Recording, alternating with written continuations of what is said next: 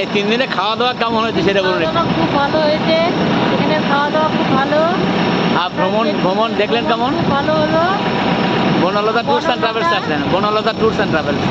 Banalata tour সেন্টারে এসে হ্যাঁ। আমাদের খুব ভালো লেগেছে। আপনার কোথা থেকে এসছেন? আপনার তেহট্ট নদিয়া থেকে এসছি। তেহট্ট নদিয়া।